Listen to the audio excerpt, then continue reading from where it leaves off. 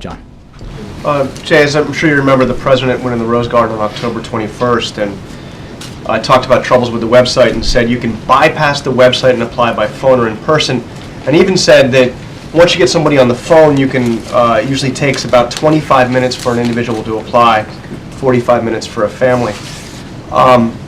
New memos released by the Government Reform Committee showed that the CMS was talking about how the very same issues were affecting written applications, phone applications. In fact, one of the memos says, at the end of the day, we are all stuck in the same queue because all those applications have to go through the website, have to go through the same computer system.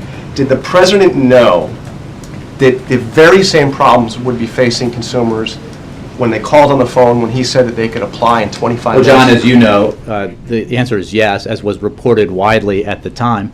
The whole point is that CMS is processing paper applications through healthcare.gov, but it bypasses the need to create an account. And creating an account is what led to the bulk of issues for users in the initial days. Initially, on the launch of the marketplaces on October 1st, you were not able to do that by phone. And in response to the troubles that users were having online, the unacceptable troubles that they were having, we bulked up the staffing of the call centers and made it possible for individuals to call and enroll and to sign up and bypass, most importantly, the creation of an account. So that could be handled by the call-in centers. These applications are then processed through healthcare.gov. And we're working to fix healthcare.gov. But in terms of the user experience, the whole point was to alleviate the frustration that so many Americans were having online, and to take that frustration away from them and allow a live person at a call-in center to handle their questions and their sign-ups and their enrollment for them. So I know it's spoken in tones of dramatic revelation, but it was a known fact at the time. We never pretended otherwise. So I think, as you know, because I know you've talked to people about this, that this is the whole point was to beef up the call-in centers to give the American people who are looking for information a way to avoid some of the frustrations they were having online. But Jay, I want to go back to exactly... That would be that tone I'm talking about. I want to go back to exactly what the president said. He said you can bypass the website and apply by phone or in person, and then it can be done in 25 minutes. But these memos say that at the end of the day, we are all stuck in the same queue because they all have to go through the same portal. John, I get it. But the person who calls isn't the one who continues to wait after the paper application is filled. Right? Your mocking is entertaining, but the president said that you could apply within 25 minutes. That right. Was not true. The work that you do, I think everybody else is looking quizzically because there's a reason to be quizzical here. You call up, you give your information, you get the questions answered that you need answered, and then they take over from there. And then you find out what you're eligible for, and the process goes forward. 25 minutes? No, once your process, once your application is processed. The point was to relieve some of the frustration that Americans were understandably experiencing. And it takes 25 minutes. Maybe you could clarify that. If it's an individual, roughly, this is on average, the interaction you have when you give the information and you bypass the creation of an account and you sign up, so that you didn't have to do that online.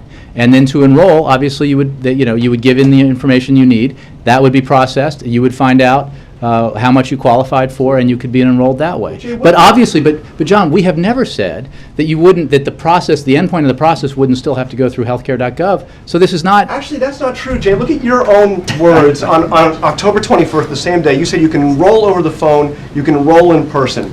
On October 23rd, you said there are 4 ways to enroll in the exchanges.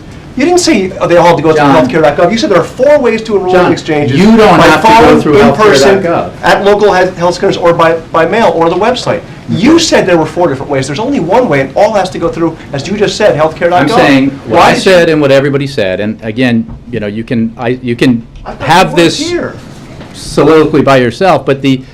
No, I'm trying to understand why the president gave the American public the impression that they could apply, not impression, told people they can get on the phone in 25 and minutes. Call, and the paperwork is filled out for them, and the process is taken over from there. And then where do they enroll?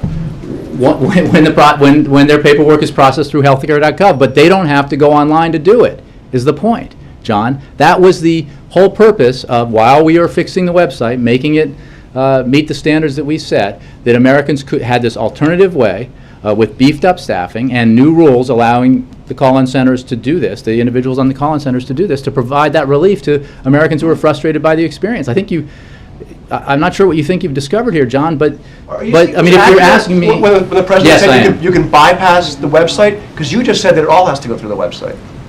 So which John, is it? I think we've been through this.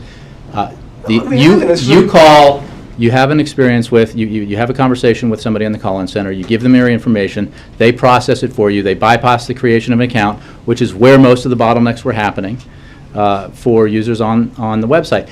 Eventually, that still has to go through healthcare.gov, but you've done the work with... It didn't do the eventually part. John, I give up. Well, let me, one Yeah. more thing from Kathleen Sebelius. Tell me if this was accurate. This was October 24th. She said, out of the Phoenix call center, a person on the other end of the phone can get questions answered in up to 150 languages, as well as walk somebody all the way through the process and enroll at the end of the day.